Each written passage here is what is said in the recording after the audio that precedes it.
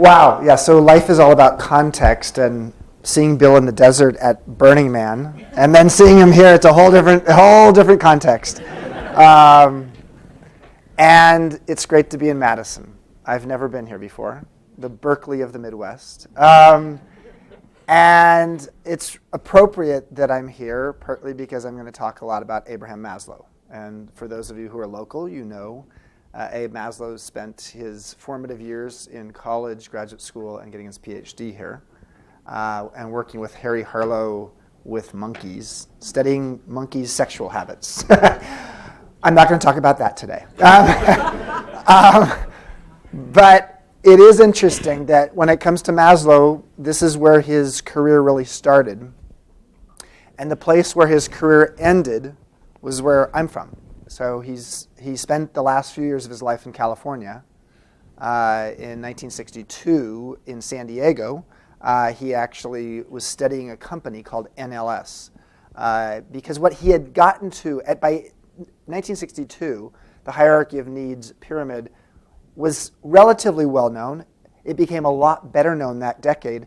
But as is true of many of us, just as the population of the world starts to catch up with the thing that used to be interesting to us, we've moved on to the next thing. And for what in the 1960s, when the world was waking up to the hierarchy of needs pyramid, and soon to be in the 1970s, the me decade, where self-actualization became self-absorption, the truth is Maslow moved on. And in the 1960s, he really focused on how do you take the hierarchy of needs pyramid for an individual and apply it to the collective or to an organization. So in 1962, he was studying that in San Diego. Later in that decade, he was at the Saga Corporation on Sand Hill Road in Menlo Park. Sand Hill Road, for those of you who don't know, is the venture capital street of the world. It's the number one location for venture capitalists in the world. It's right next to Stanford University. And I'll segue into my story in a moment, but that's where Maslow spent the late part of the 1960s.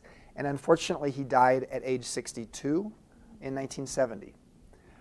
8 years later, I went to Stanford, and I played on the Stanford water polo team, and we ran on Sand Hill Road every day. So what's interesting and what I will talk about today is I am going to channel Abe Maslow. And that's what I've been doing the last few years, is channeling Abe Maslow. If Abe Maslow had lived longer than age 62, what you would have heard about from Abe in the 1970s, at the time when Tom Wolfe was talking about the me decade, is you would have heard about the fact that you can apply this hierarchy of needs to collectives of people. And you can actually create organizational transformation just like you can create personal transformation. So I'll actually introduce today the theory that I put together as a practitioner, a CEO of my own company, where we applied Maslow's hierarchy of needs. I'm lucky enough that I've also been able to take it to other companies. Tony Hsieh at Zappos basically sort of rebuilt the company based upon the theory I'll talk about today. A number of other companies have actually used Abe Maslow's hierarchy of needs as part of their strategy for understanding their employees or their customers. And while I won't talk a lot about it today, you're welcome to ask questions. It was a little over 3 years ago that the three founders of Airbnb, who are all quite young, like they're 29, 30 years old, they approached me and asked me, and they said, we're a company that really, when we grow up, we want this company to be the world's best hospitality company. And they didn't have anybody in the company with hospitality experience. So a little over 3 years ago, I joined them primarily because they were fascinated by how do you apply a Maslow to an organization in a way that it actually transforms an organization, and in this case is frankly transforming an industry. Because for those of you who don't know Airbnb, it's a company that now is the most valuable hospitality company in the world. So, you ready? Put on your seat belts, and let's get started.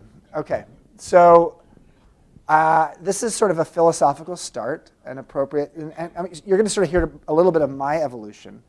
My evolution, frankly, was I worked for my uncle during college. I took a little bit of time off during college. And my uncle was a successful commercial real estate agent and broker in Silicon Valley. So this was back in 1980. And back in 1980, Silicon Valley was full of orange groves. It isn't what it is today. And what my uncle said to me very clearly is he said, the best people in business have sharp minds and sharper elbows. So the message I got at age 19 is if you're going to be successful in business, you better be smart, but you better be actually pretty aggressive, like a roller derby person, using your elbows to basically get yourself to the top. So I learned that at age 19. Over the next few years, I spent a lot of time at the Esalen Institute.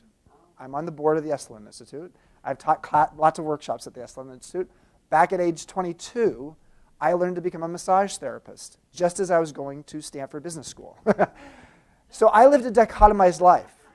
I had Chip, the evolved, or hoping to be evolved conscious guy, and then I had Chip with sharp elbows, going to Stanford Business School. And that's sort of how I thought you're supposed to live life, in these two different worlds.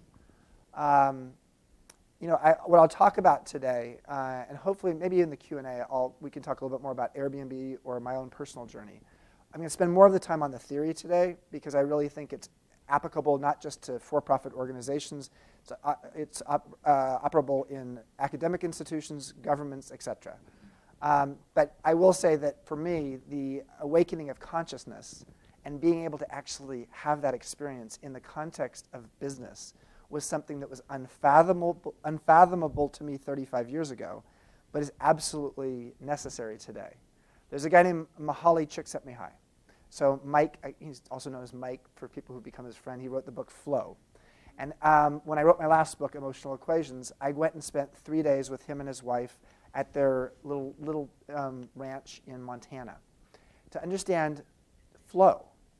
And the thing he said to me that was so beautiful is he said, and this relates to business, he said, you can tell who's powerful in a society by who has the tallest buildings. 150 years ago, it was the churches, and it was the cathedrals, and the power rested with religion. 50 to 75 years ago, it was the state or city capital. And in many places, you couldn't build a building taller than the state or city capital because that's where the power rested, is with government. But today, in most cities, the tallest buildings are skyscrapers, office buildings with business people in them. And so in some ways, what that means is we as business people not only have to evolve our consciousness personally, we need to help evolve the planet through how we act because we have a huge footprint in terms of what we do. So let's get started. Life in business is all about where you pay your attention. Oops. Let's see if this... There we go. You're going to see a lot of pyramids today. You will see a lot of pyramids today. A lot of us pay our attention at the bottom of the pyramid. And when it comes organizationally, we really do, because it's actually the easiest thing to measure usually. From Maslow's pyramid, you have basic needs, physiological needs. If you didn't have breakfast this morning, you feel it. But if you go to bed tonight and you put your head on a pillow and then you ask the question, was I self-actualized today? That's a much harder question to answer. And generally speaking, you'll see that most of us, especially in an organizational context, get very wrapped up at the bottom of the pyramid. And that's where we pay our attention.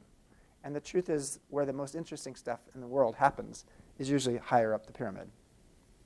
3 people having 3 different experiences with their work. If we were to put them in a pyramid, it would look like this.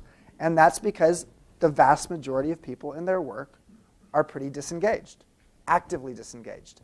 And yet there's a few people up there, like this woman jumping for joy, who actually make a difference. Now, if you apply that to companies, now for those of you who are in an industry that you think is just the hardest industry to be in, you could be in this industry, be in the airline industry. Most of the airlines have gone bankrupt in the last 25 years. They're actually finally getting their act together again. But if you were to put these in a pyramid, you'd probably put Southwest Airlines at the top, because for over 40 years they've been the most successful airline on virtually every measure. Now, what I found interesting is that you can apply, it's not surprising. The truth is, what's true for humans is also true for organizations, because most organizations are full of humans. What a surprise. This is actually our relationship with our work. It also fits into a pyramid. most of us, based upon studies that Gallup and other organizations have done, show that what we do, our relationship with our work, is it's a job. Some of us have a career, and a small collection of us have a calling or an avocation. The thing that's really interesting is that great companies turn this pyramid into a box or maybe an inverted pyramid. And I will tell you that Southwest Airlines employees generally feel like their work is more of a calling than a job, but they don't feel that way at United so much. So for those of you who take United, you know what I'm talking about. So for me, my calling, what was my calling? Well, my calling at age 25 is I said, you know what? I was working for a real estate developer, a commercial real estate developer in San Francisco, and I had sharp elbows. Basically, I spent most of my time in front of a computer actually figuring out financial models of buildings we were going to renovate and how we were going to finance them and how much we were going to spend to renovate them. And then I spent a lot of time in negotiation. So my life was basically in front of a computer and then negotiating with people. And I didn't like it. And I finally came to a conclusion that at age 25, I really wanted a calling. And that's why I was thinking I might become either a screenwriter or a massage therapist. I was going to be the only Stanford MBA who became a massage therapist when he grew up. But instead, I decided to take my real estate background and create a company. Deep down, I always believed that you could do business differently. And even though my uncle told me about the sharp minds and sharper elbows, there was some part of me that felt like a great company has a great purpose, and a great purpose might actually be in the name of the company. So I decided to create a company called Joie, Vivre. It means joy of life in French. There are very few companies whose mission statement is also the name of the company. And then I decided I would buy my first motel. I'm 25 years old. I'm 26 years old when I wrote the business plan. Closed escrow on my first motel. 2 months later, it happened to be this place. Now, this is like a little Burning Man party by the pool. But back then, it was called the Caravan Lodge. Now, anybody ever here, most of you are not from San Francisco, but you might have visited there. Anybody ever stay at the Caravan Lodge 30 years ago? You stayed at the Caravan Lodge 30 years ago? How do you know? I mean, most people don't admit this because it was a pay-by-the-hour motel. But tell us more. Oh, you stayed in the Phoenix. Okay, good. There you go. Now she's correcting herself. That's good. This was a place that was really, really popular at lunchtime, and it did not have a restaurant. Pay by the hour. I'm sure you didn't go there for that. No. So it was a bad neighborhood. It's still a bad neighborhood almost 30 years later. So I called it the Phoenix, rising from the ashes. It became a rock and roll hotel. It sort of became famous. It's like where all the musicians and artists and creative types would stay when they come to San Francisco. So I enjoyed that. I learned pretty quickly that the expression that I defined in terms of how we created our hotels was, it's not you are what you eat, it's you are where you sleep. And the way we created these hotels was based upon psychology. You'll find that I've always been fascinated by psychology.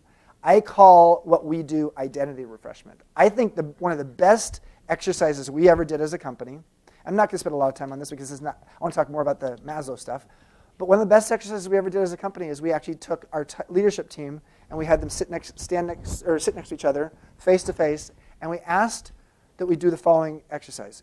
One person asked the question, what business are we in? And the second person has to answer it. So what business are we in? Well, we're in the hotel business. First person says, thank you.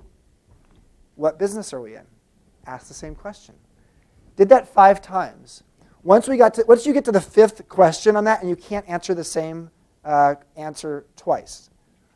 Once we got to the 5th answer, we realized we're not in the hotel business, the boutique hotel business. And over the course of the 24 years I was founder and CEO of my company, I sold it to the Pritzker's families that started Hyatt about 5 or 6 years ago. We created 52 hotels. But what I learned over time is we were in the identity refreshment business. So let me explain that for a minute. So that first hotel, the Phoenix, when we were trying to figure out what it was going to be when it grew up, that hotel, we decided we wanted to go after musicians and artists. So we came up with a magazine that defined the personality of the hotel. And that magazine was Rolling Stone magazine. We came up with 5 adjectives that defined the magazine, funky, irreverent, adventurous, cool, and young at heart. And then everything we did in creating that hotel, to the decor, to the staff we hired funky, irreverent staff, to the uniforms they wore or didn't wear. If they're funky and irreverent, they didn't wear their uniforms. To the personality of the restaurant, to personality of everything related to the hotel. What we learned over time is the people who fell in love with the hotel saw that the hotel was an identity refreshment. It was a mirror for the aspirations of how they saw themselves. So if you stay at the Phoenix, 3 days later, you feel a little bit more funky, irreverent, adventurous, cool, and young at heart. I don't know if you've... What's your name? Denise. I don't know if you're funky, irreverent. My mom's not. So this is definitely not her hotel. This is an acquired taste place. But if you are somebody who has where those words, those adjectives apply to you, we have created, in essence, a habitat for you to have a self-actualizing experience. Now, we didn't talk in that language back when we created this.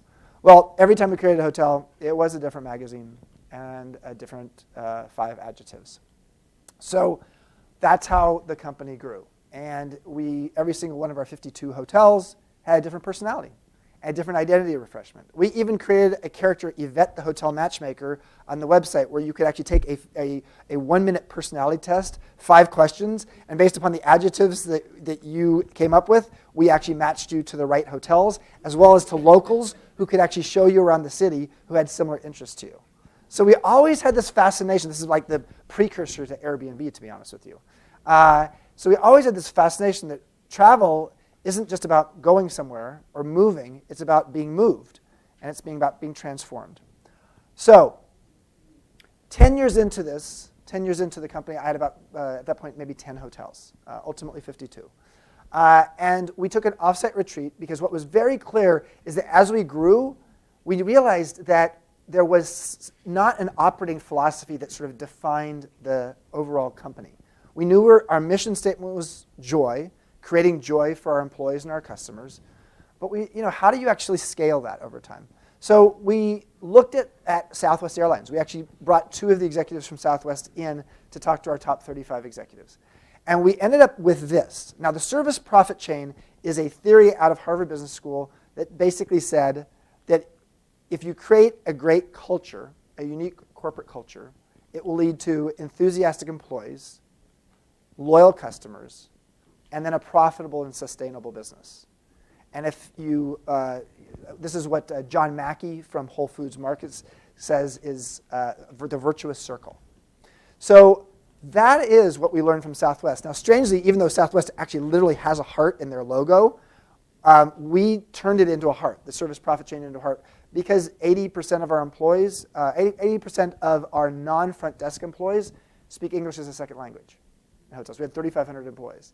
And so turning it into a visual icon that everybody understood was helpful. So every single person in our company, from the bartender to the housekeeper or maid, understood this is how we did business. And we called it karmic capitalism. What goes around comes around. And that was the basic premise. If you treat people well, your employees, they'll treat their customers well. And ultimately, the investors are the ones who actually benefit in the end. And it's just a virtuous circle. So we kept operating that way. By 2001, I was fascinated by all of this, and I decided, okay, I'd been given a few speeches, and I decided to write a book about this. It was called The Rebel Rules, Daring to Be Yourself in Business. Richard Branson from Virgin wrote the foreword. But that's about the time when I realized we were about to get hit very hard. 2001 was a very difficult year, especially in the San Francisco Bay Area, as well as in Manhattan. What happened in the Bay Area was we had the dot-com bust. So we'd had 5 or 6 years of boom, and we were just on the verge in 2001 of about a 5-year bust period. We were the largest hotelier in the Bay Area. We had at that point 21 or 22 hotels in the San Francisco Bay Area, and all of our hotels were just there. We had nothing outside the Bay Area. So we had the bust happen. A few other things happened in 2001. 2001 was when 9/11 happened. And after 9/11, nobody wanted to jump on a plane anytime soon. So that happened. And then we actually sort of virtually closed the borders to the U.S., not just for a month or two, but we literally changed. So a lot of people who used to be able to come to the U.S. easily could not, which if you're an international gateway destination like San Francisco and Silicon Valley are, which is where all our hotels were, we were in trouble. SARS happened around this time too. During SARS, there was a big reduction in Asian travel. What else happened? We had a war, we had a recession, then we had the war in Iraq. and we went to war with the French. Do you remember that? And we stopped eating French fries. We'll never stop eating French fries, especially in Wisconsin. We'll eat anything, but we won't call them French fries anymore. We'll call them freedom fries. And we started boycotting French companies, which was when I realized I called my company the wrong name. So this is 2003, and we're like a year or two into a serious recession. My company's in a lot of trouble, and then all of a sudden I start getting emails from, not from Madison, Wisconsin, I promise you, but from Alabama and a few other places saying, we hate you Frenchies. We're going to boycott all Joie de Vivre hotels. Go back to Paris. And I would write them back and say, I'm sorry. We're an American company. We're based in San Francisco. And I'd get this email back saying, San Francisco, ? Oh, that's worse. San Francisco's left of Madison even. So I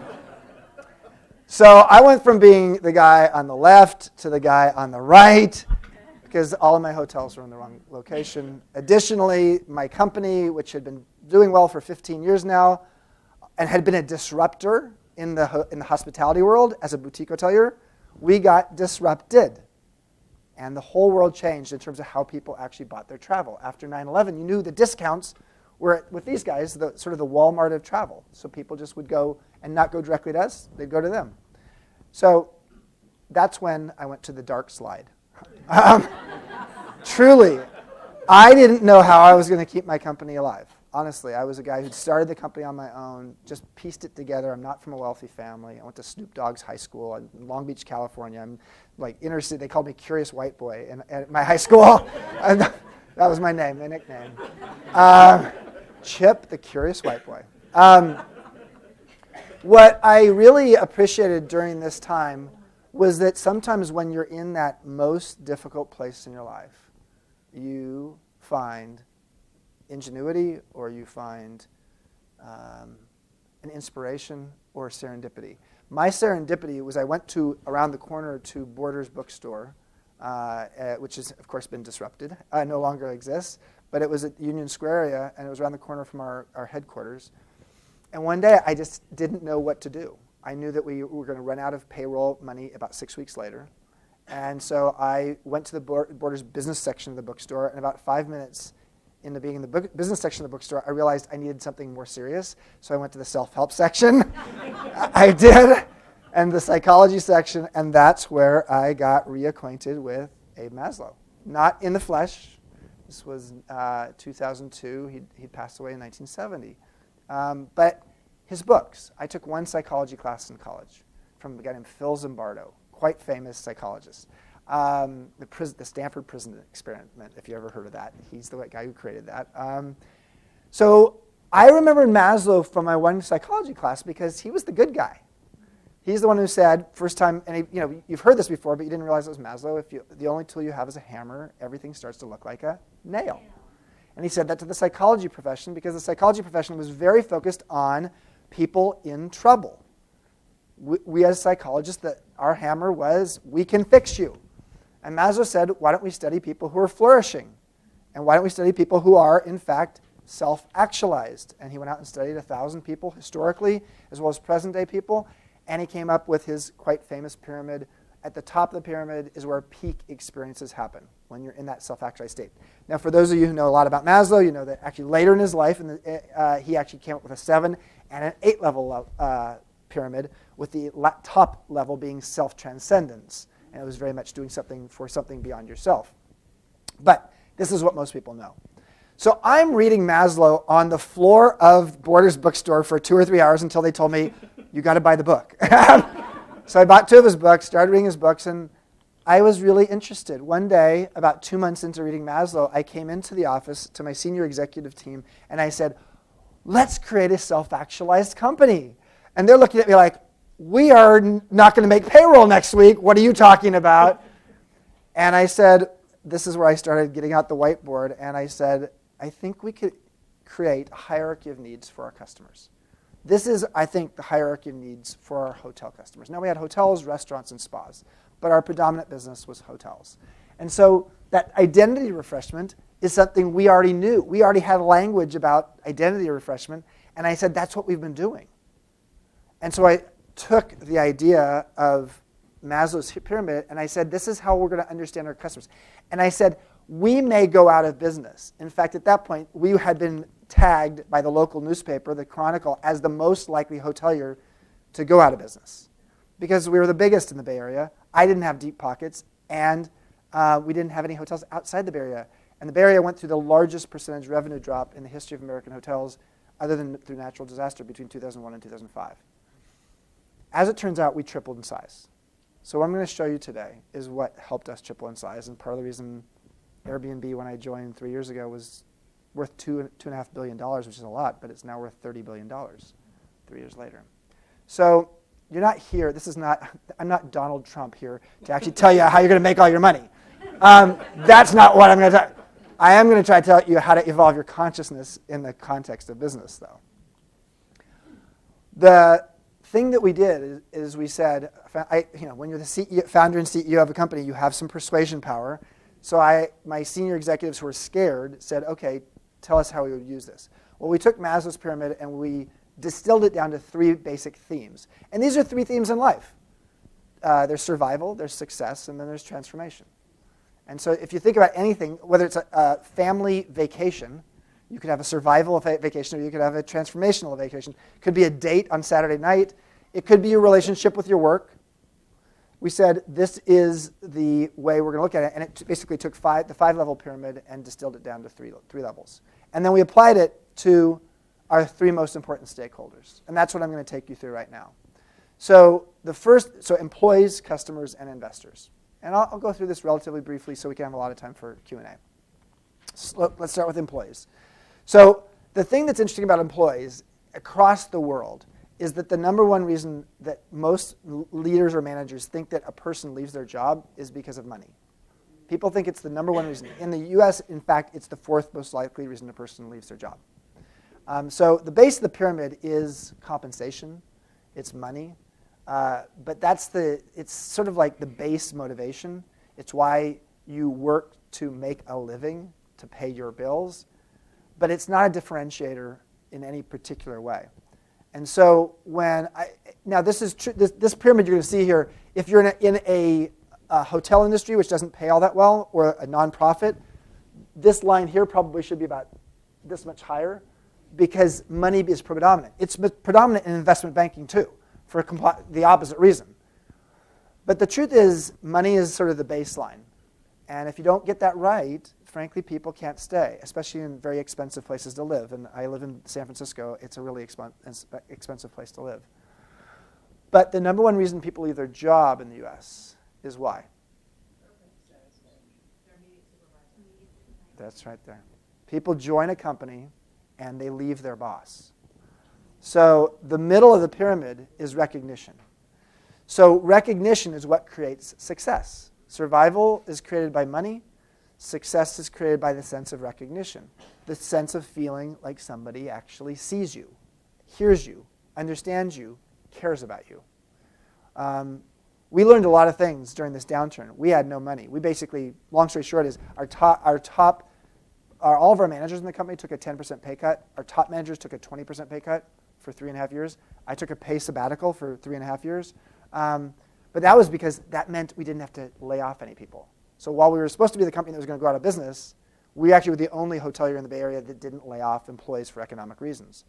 And that created an environment where all that fear and anxiety, and basically organizations are petri dishes, they're a place where emotional contagion happens. And the emotional contagion in a recession is anxiety. And if you don't solve that, you do not move up the pyramid. So once we said to our employee base, housekeepers, bartenders, who basically live paycheck to paycheck, you're not getting laid off. We are going to figure out a way to have the cash to be able to stay in business. If you do your job well, you will not lose your job. That's how people got to move up the pyramid. We moved to this culture level, or this recognition part of the pyramid, based upon the idea that we can actually give recognition for free. It doesn't have to cost money. People think recognition programs are expensive. No. Going up to someone, depending, and just smiling and saying, "Are you having a good day?" Yeah. That's a form of recognition. And formal recognition is fine, but most people actually really appreciate informal recognition. So we created, quite simply, an example of this is we had a weekly, what we called it was called the, I don't even remember, I would call it the E-staff because it's what we call it Airbnb, but it's the executive leadership team at Joie de Vivre. Sit around with 15 of us for 2 hours, and back in 2002 and 2003, it was a terrible time. And so those meetings were incredibly depressing because we were all trying to fix problems. But what we decided to do is at the last 10 minutes of the 2-hour meeting, we asked each of the 15 people to come in and tell us somebody who deserves some recognition within your department, someone in the field.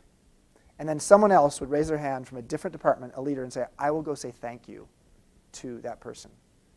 So 3 things came out of this. Number 1 is we ended our meetings on a positive note, which is really important because that emotional contagion is particularly evident in a leadership team. And if you leave that room feeling fear, anxiety, or pissed off, your people feel it. So we ended with some good psychohygiene. That is a Maslow word. Psychohygiene. Maslow's family gave me his diaries the last 10 years of his life. So I got to read, and I have Maslow's diaries from the last 10 years of his life. And psychohygiene is a word that I don't think he's ever written about in a book. It's a word he started to popularize for himself in the mid-1960s. So we were creating psychohygiene. Number 2 is the person at a property is getting recognized on a weekly basis. We created a system for that. And thirdly, the fact that the recognition was happening from a different department leader meant that we were cross-fertilizing, which is really important because in a recession, people finger point. Operations blames sales. Sales blames marketing. Marketing blames accounting, and everybody blames HR. So long story short is recognition is, Mary Beth,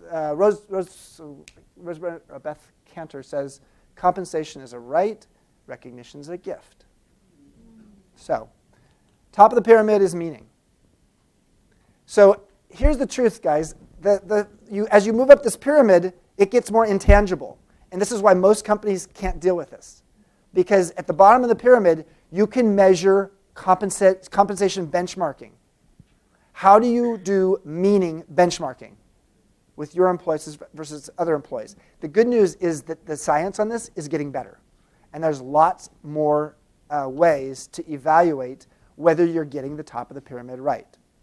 So meaning, you can have meaning in work and meaning at work. Meaning at work means the purpose is noble. The overall company mission, you get it and you love it.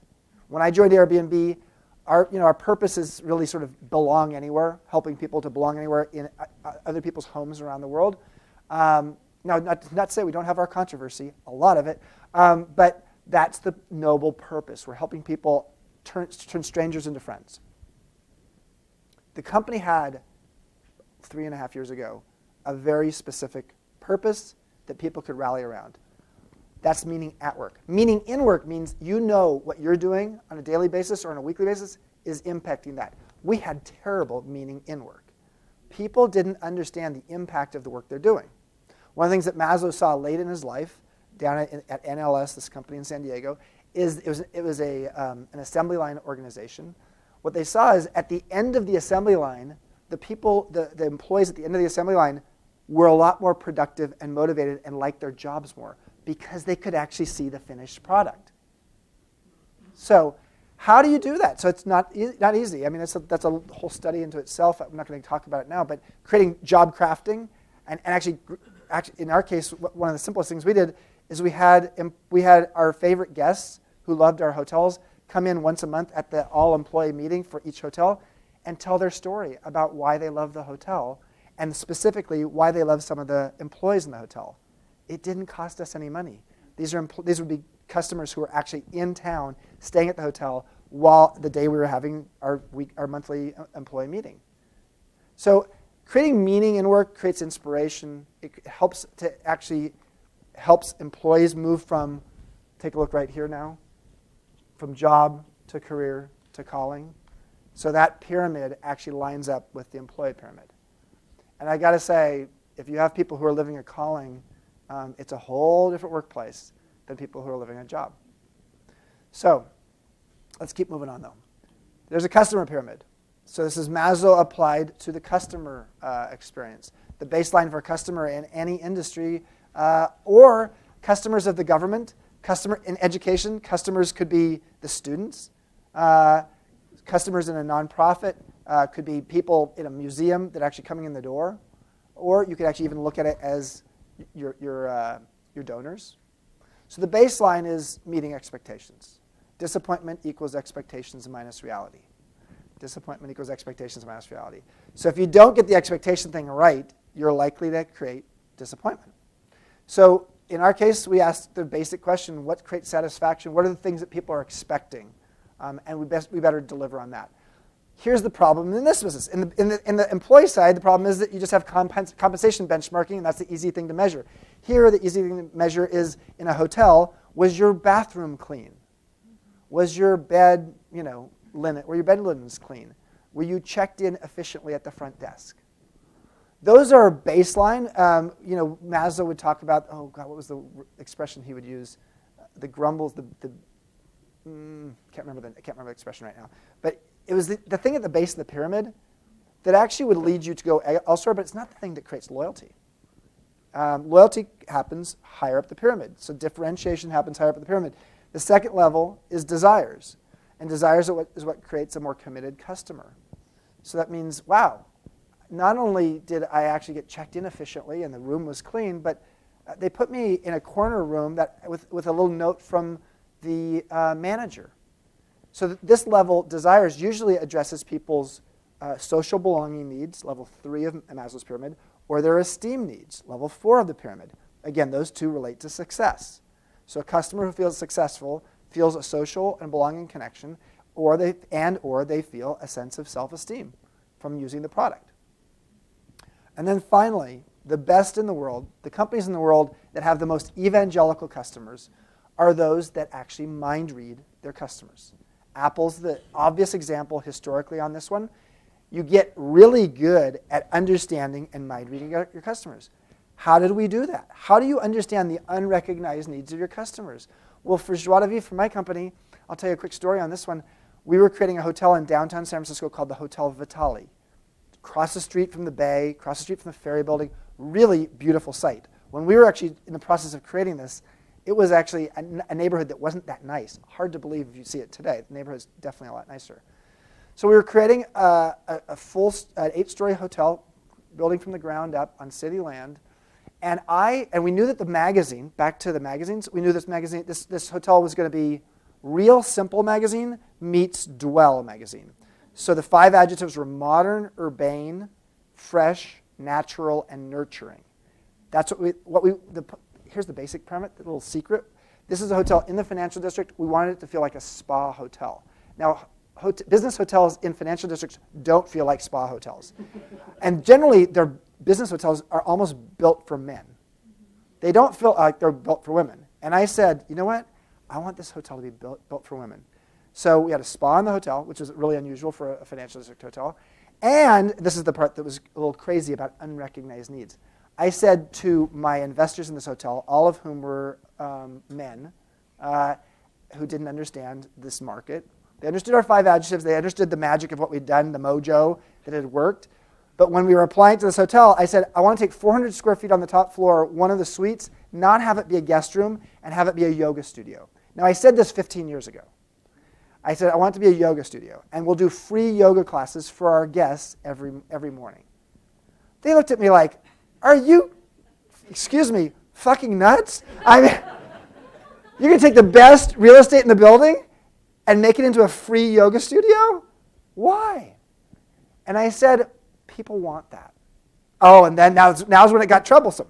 They said, oh, how do you know people want that? So show me another hotel in a financial district in the United States that has a yoga studio on the penthouse level. And of course, there wasn't one. But I said, you know what? Innovation happens when you do something new. And they said, okay, well, show the guest comment cards, the guests, where guests actually say whether they liked the experience and what did they wish that they had in the hotel, but you didn't have. Well, we looked at all of the guests who'd stayed in our financial district hotels, and nobody had ever asked for a yoga studio. So I was in trouble. And that's when I said, you have invested with me before. Please, you've seen it's worked. Just trust me. Modern, urbane, fresh, natural, nurturing.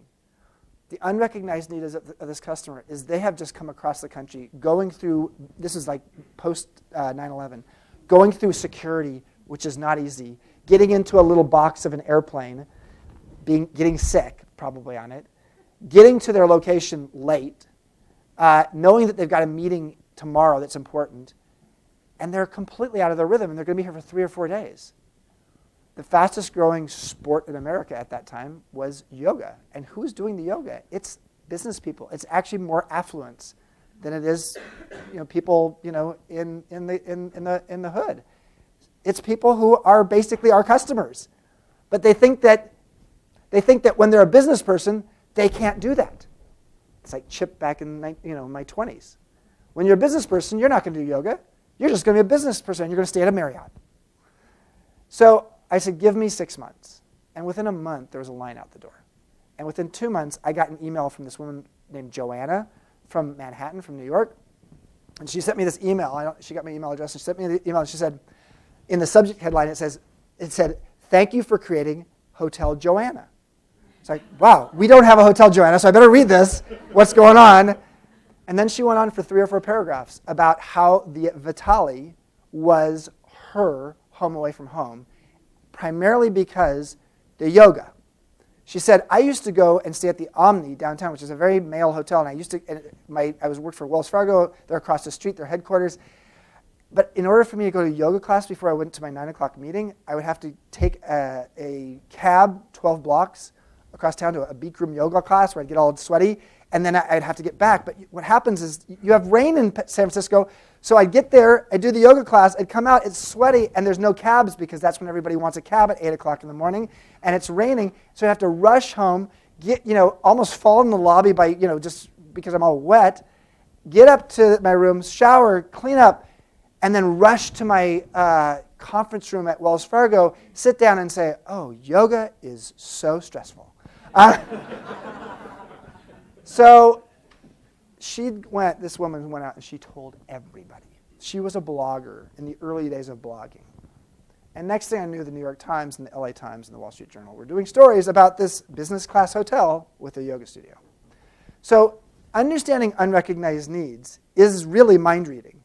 Our litmus test, or our way of getting to that, was understanding the identity of refreshment based upon the 5 adjectives and the fact we were creating a mirror for our personality, the aspirations of our customers. Last pyramid, the investor pyramid. This was the hardest of the 3 because we know that employees are human. We know that customers are human. But are investors human? I don't know. A human hierarchy of needs makes sense for the first 2. I wasn't sure here. But it does. This is actually, of the 3, it's the most revolutionary. The baseline at the pyramid for investors is what I call transactional alignment, which means that we have the same definition of what success looks like. It means that we've actually created a business plan. But in my case, as a hotelier who had got investors, each hotel had a different set of investors. It meant that someone's investing in that hotel, they're not necessarily investing in me or in a relationship. They're investing in the transaction and the ROI, the return on investment on that transaction. Now, that's how most investors are. There are other investors who are relationship investors. That's Warren Buffett. Warren Buffett says to his investors, similar perspective that Bill has here, which is when he buys a company and hires a CEO or keeps the CEO, he says, imagine this company as if you were here 100 years from now. Operate it that way. And he says, and my relationship with you is long-term.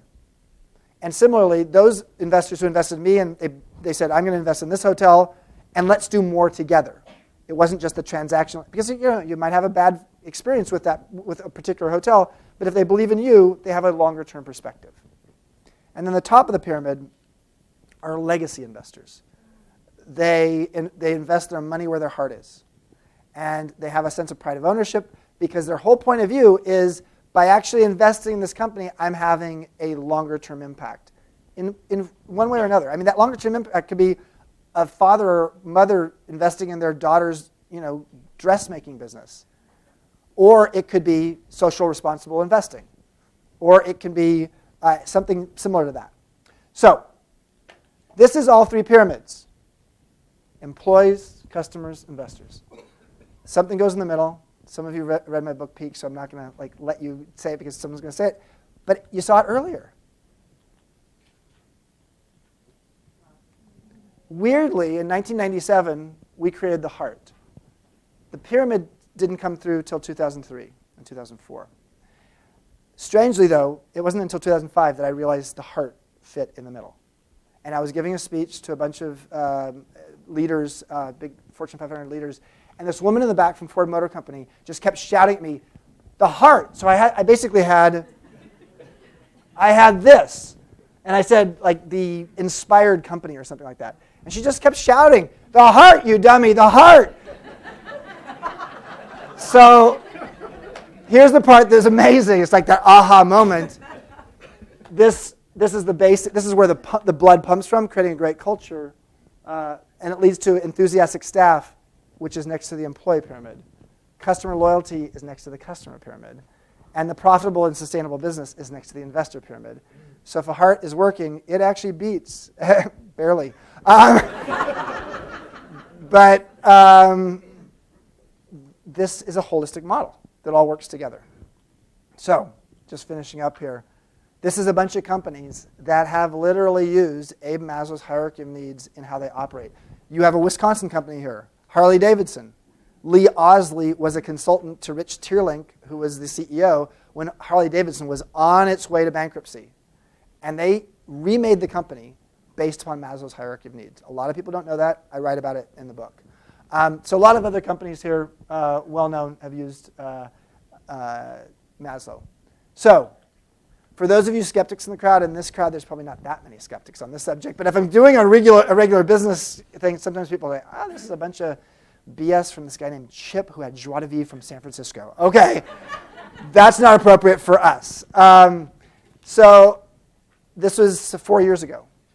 The Harvard Business Review, pretty empirical. They're very focused on results that actually you can prove. The whole issue focused on how creating a happy culture creates a more sustainable, long-term, profitable business. That's the book I wrote 9 years ago almost. Peak, How Great Companies Get Their Mojo from Maslow. Peak experiences creates peak performance. You create peak experiences, move people up the pyramid as employees. It leads to potentially, especially in a service business, the customers will feel it, and ultimately the investors feel it. So that is my presentation. Oh, yeah, go ahead. Yes.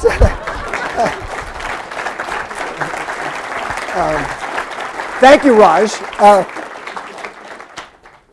But you're going to be really lucky to see Raj. So Raj is somebody I've worked with in the conscious capitalism movement. I'm going to open it up and see if there are questions. And if you're going to ask a question, there are a few people with mics. Make sure you wait on asking your question until the mic's there, because this is actually being videoed, and we want to make sure everybody hears it, but also it goes on the video. So let's start with the woman who stayed at what she said was the Caravan Lodge, but it was the Phoenix. I'm not sure it's the right identity refreshment for you, but... Okay, how about Burning Man, Esalen, Harbor Hot Springs? Okay. Wait, so that's you? Yeah. All right, well then, you can handle it. A little bit off. So where does as you think about these businesses, the leadership, whether it's the individual or the board, where are they, or where do they have to be to create this? Well, in their own pyramid. Yeah, so I've been lucky enough to give probably 2,000 speeches on Peak now. I mean, it's been amazing all over the world. And so this model works in all kinds of industries. Where does it work less? Where is it hardest to make it work? It's hard to make it work if you have a CEO as a leader who doesn't believe in it. So I want to start with that. It's not impossible, though, because I've seen divisions of companies, especially large companies, take this on and say, we're doing this, and we're not going to tell anybody we're doing it this way. And then a year from now or 2 years from now, they're going to say, what are you doing? And then they actually have done it. And it's happened in a few major big companies. The key is that you have to have long enough for it to work.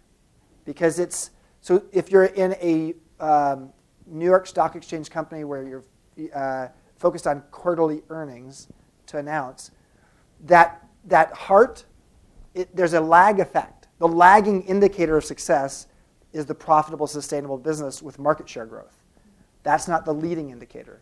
The leading indicator is how are employees feeling about the culture. So those companies that are very short-term minded, obviously Promega is not one of those companies. Joie, Vivre was not a public company.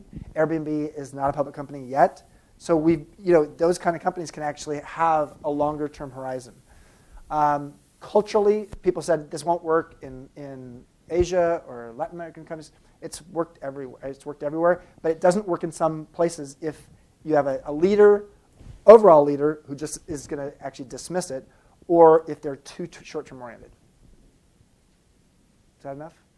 Well, I guess what I'm asking is it seems to me that in all of these, for an individual to get to the place where in your first slide you talk about, I don't remember what the slide was, but it seems to me that people have to have a certain level of financial security in order to get to the place where they're saying, okay, what's the purpose of life, or how am I self-actualized? And applying that to this business model, they also have to have some demonstrated survival that they can take to their employees or to the investor community or something, so that they themselves have to be higher up in the pyramid in order to even begin that.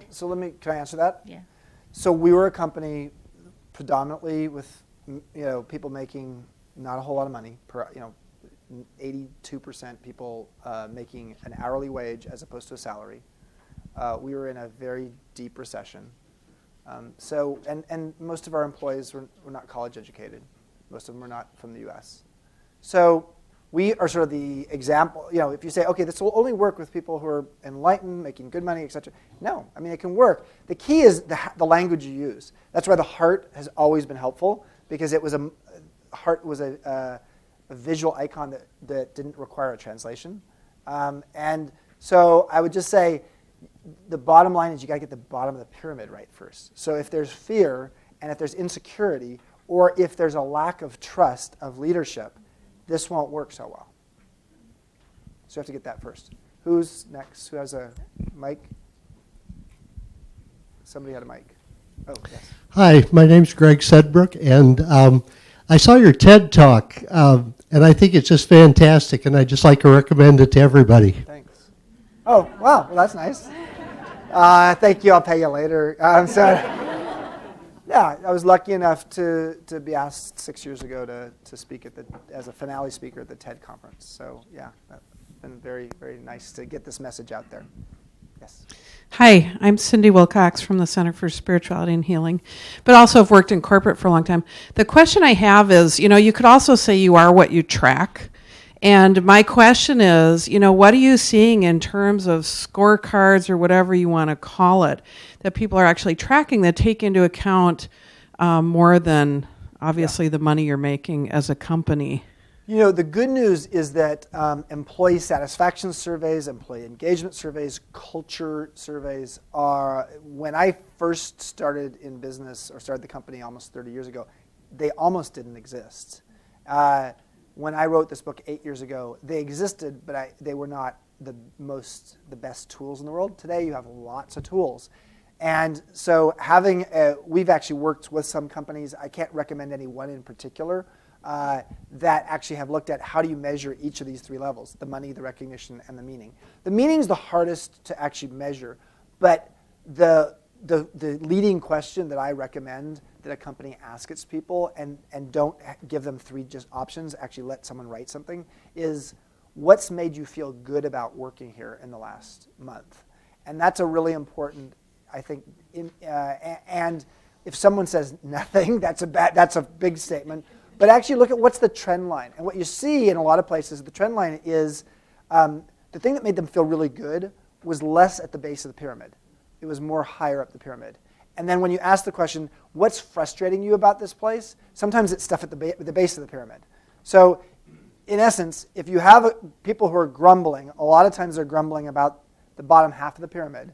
And if they're feeling enlivened and awakened by working there, it's usually at the top of the pyramid. So, next. Yeah. Hi, David Guyan, Symbio Life Sciences. First, an acknowledgement. It's just such a pleasure how comfortable you are in your own skin. It makes what you're sharing so approachable and authentic, and it really transmits. So I just wanted to say that. And also, just to be here, honored to be working on a life sciences startup with Professor Dennis McKenna. And to be a young company feeling so nurtured inside a larger company speaks to just the quality and generousness of Promega. So happy to be here. Question for you. So we have a startup that largely references just the impeccability of our founder and his network.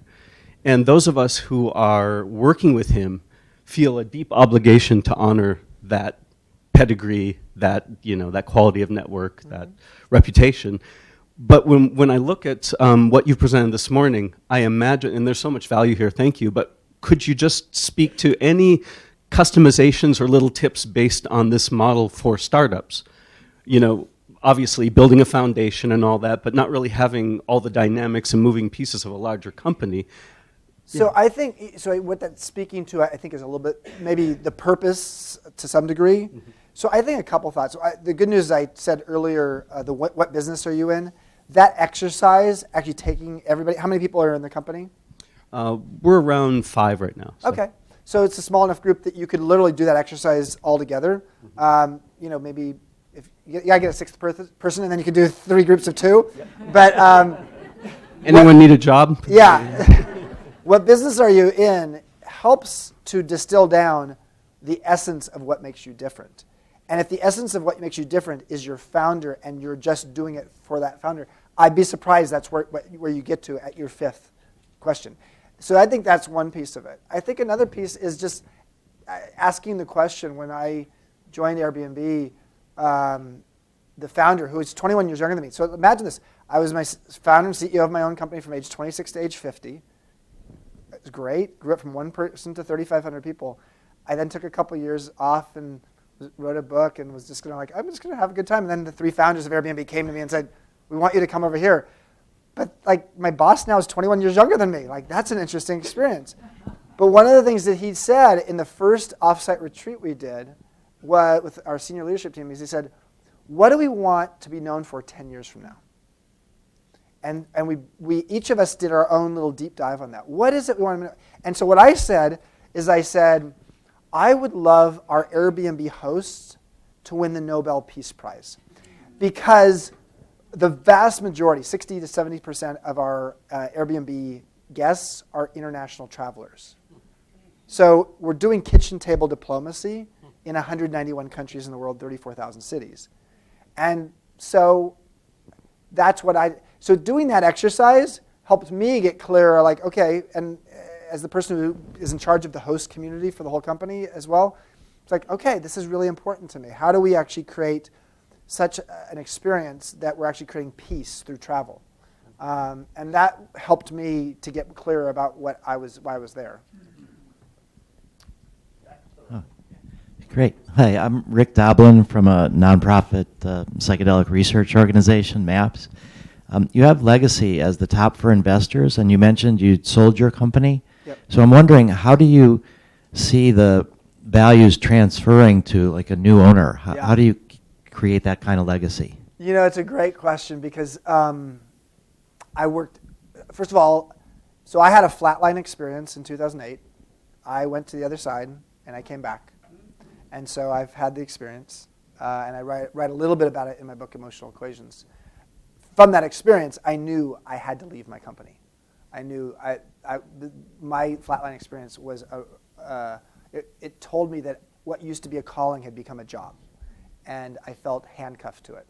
And I was reading Viktor Frankl, Man's Search for Meaning, a lot, and I was feeling like I am in a concentration camp of my mind. So I had to look in 2008 through 2010 for a suitor or someone to buy the company at the worst of times, both on a personal level as well as in terms of where the economy was, especially for hotels. And the Great Recession was awful. Luckily, I found someone who John Pritzker, whose family started Hyatt, who had a history of understanding family-owned businesses. But I put him through the ringer, comparing him with other potential people to buy the company in terms of a lot of questions. But even with that, and he wrote me this beautiful, long, almost long-form essay of why he really loves the company. But at the end of the day, 2 years later, I have to admit, the company didn't look a whole lot like it used to. And so I think it's not an easy thing to do when you're actually selling to an outside group, because they're going to have influences. In his case, it was pretty much his own money. So that was, I thought, going to be a helpful thing. But as many times as I gave John my book Peak, I don't think he ever read it. So he did a good job of saying some things. So I think taking people through that process of saying what's important, what are the core values, dissect your core values, have that person say, how in a downturn would you stay true to these core values? Those are some of the kinds of questions you should ask. But just know that even if they answer them in that interviewing process, it's like, having a date and having them answer all the right questions on the date, on the online survey. But then when you meet them, it's like, oh, no. No, I don't think so. So sometimes it sounds good, but it's all in the practical. Okay, great. Yes, right here. Or who else is? Where? Oh. Thank you. Yeah, my name is Michael Asquay. So I'm really curious about you working with Airbnb and these guys, these founders that are very young. When you started with them, they were already very successful. Yeah. Right? And then you're coming in as this expert that's going to help shift and influence the culture. And I'm just curious what kind of challenges that you ran into. It seems like that is an environment where there could be a lot of challenges. Yeah. So you're curious about that. Okay, thank you, Michael. It's a good question because actually it's the next book I want to write. And that book's called Modern Elder. And so if we're going to, I'll speak to this in a second, but I want to sort of give context. We're going to live 10 years longer than our parents, maybe more than that. Those of you younger in the room, probably even more. We're going to live 10 years longer than our parents. Power in a digital society, as evidenced by the average age of the CEO of tech CEOs, is going 10 years younger than a generation ago. So we're going to live 10 years longer, and power is moving 10 years younger. So guess what, guys? Anybody over 50 here? You have 20 years of additional irrelevancy and obsolescence. So I joined a tech company at age 52, having never been in a tech company. I don't know what it means to ship product. I didn't get it. So how do you act as a mentor and an intern at the same time? And that's what it was. So my over 3 years there has been mentoring privately, interning publicly, being the catalytically curious, beginner's mind, naive one, because I could say, I've never been in a meeting like this talking about that subject because I don't know tech. Can you tell me a little bit more? In so doing, I could see the blind spots in the company. But most importantly, what I had was hungry founders who realized they didn't know it all. And the more catalytically curious I was, the more people in the company said, okay, who could ask the best questions as opposed to who's the one with all the answers? And I think a lot of people appreciate this.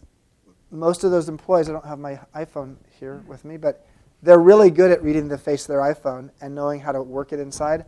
They're not so good at reading your face and understanding what's going on there. And so the intergenerational transfer of wisdom was digital being transformed. Understanding digital is what I got to know. They got to learn emotional intelligence. And that's been a big gift that I was able to give them. And it was a gift that they wanted to receive.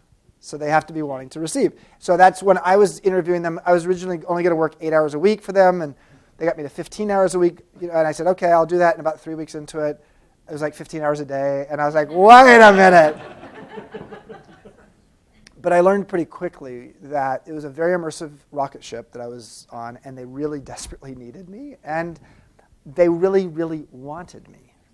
So otherwise, it could have been hard to all of a sudden be answering to someone 21 years younger if he wasn't willing to have a growth mindset. Carol Dweck, Stanford University, wrote a book called Mindset.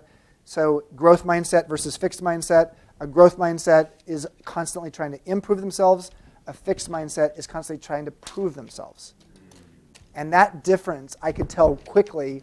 I said, Brian, you have a lot of the language the company now uses is about transformation and growth mindset and all of this kind of stuff, which they were willing to have me import into the company. So,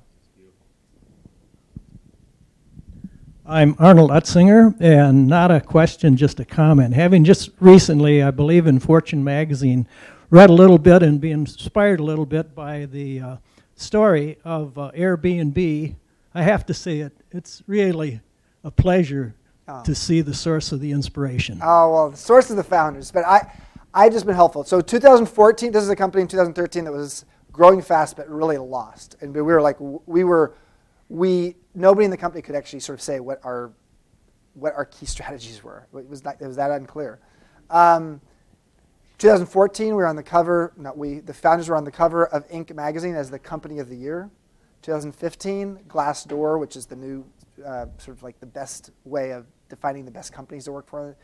Airbnb was the best company to work for based upon its employees in the U.S. So, it's been a really great thing, but it's been based on what I'm talking about here. I mean, that's the part. For me, it's been fun. I had this company. I grew it. It was very sort of Bay Area. We grew all over the West Coast and elsewhere, but generally it was a California company. And all of a sudden now I'm working in a company where I'm working on a much bigger canvas. So it's like I'm able to paint on a much bigger canvas and a major global canvas because less than 30% of Airbnb's business is in the US. So it's a fascinating canvas to be painting on.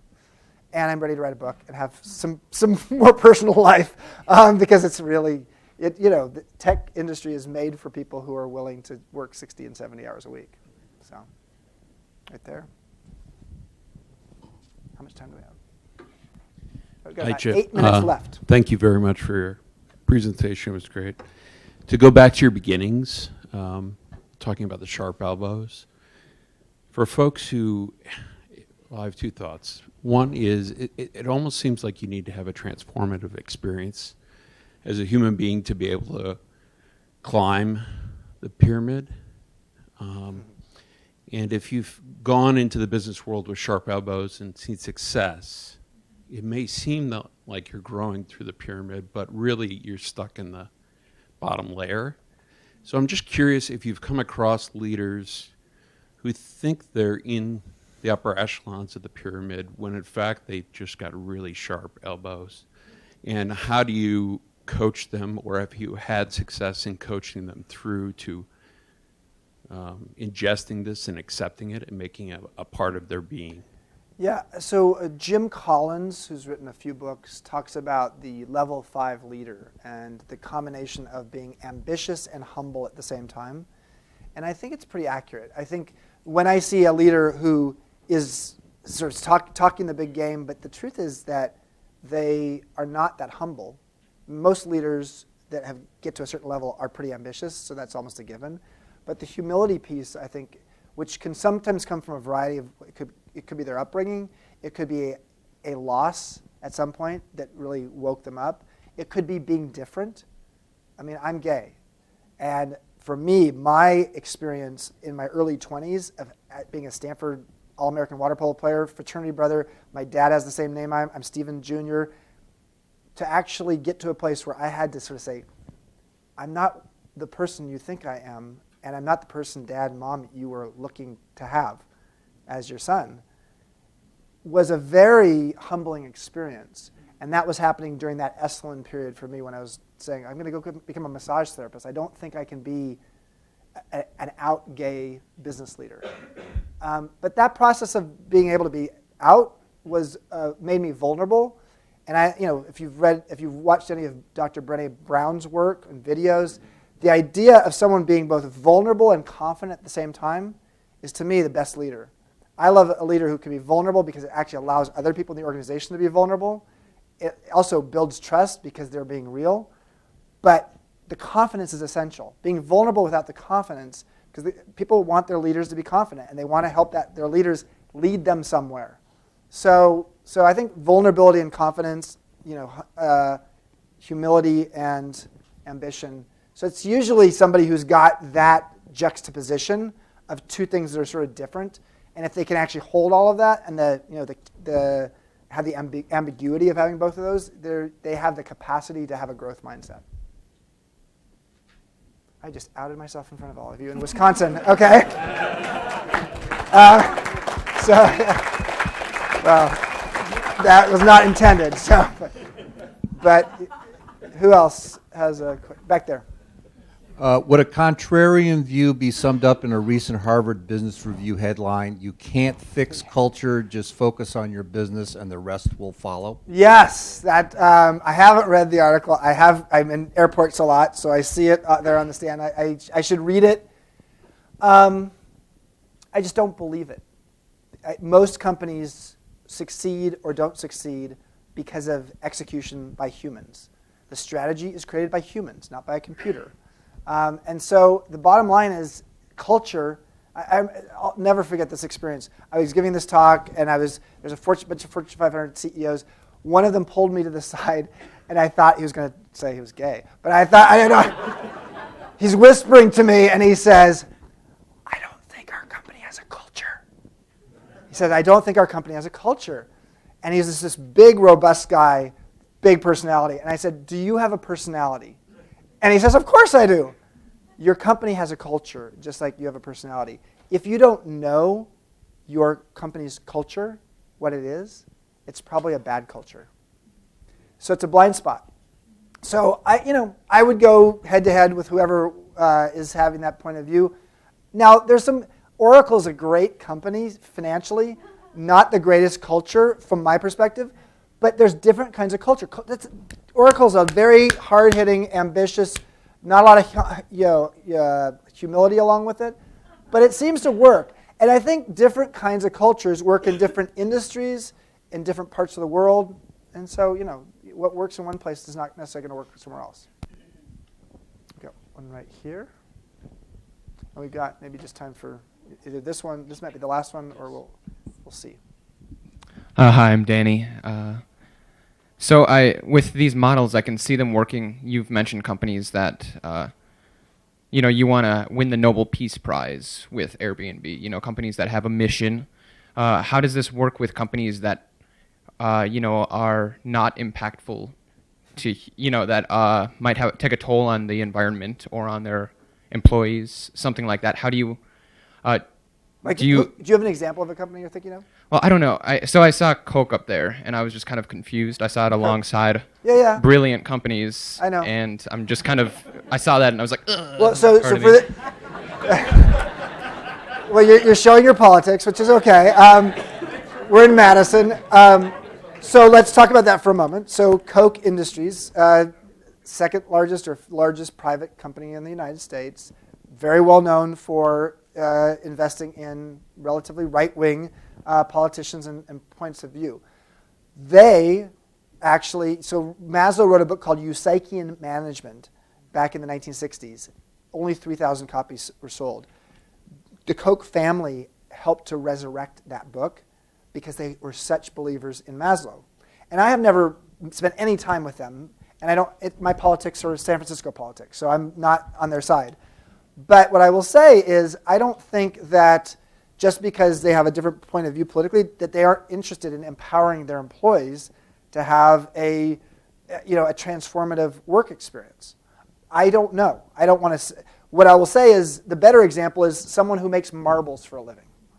Okay, so how is that going to change the world? I don't know. I mean, you can actually look at how customers experience the product in a way that might actually make it better. But at the end of the day, it may have something as simple to do with we created a place where you can actually make a living, and by making a living, what does that give you the freedom to do with your family and the rest of your life? And on some level, trying to create meaning and finding meaning in what you do is so integral to feeling like you have a self-actualized life. So I think that's what I would focus on. Is it may not be something as noble and big as belong anywhere and the Nobel Peace Prize. But it could be something that we create an environment where you actually build community of relationships with people you care and love about, the people you work with, and it helps you go and do the things you want to do in your life. It gives you that springboard. So I think that's about all the time we have. And I guess I'll be out. Where am I? I'm going to be out signing books or something? I'll tell them. Okay, great. Thank you.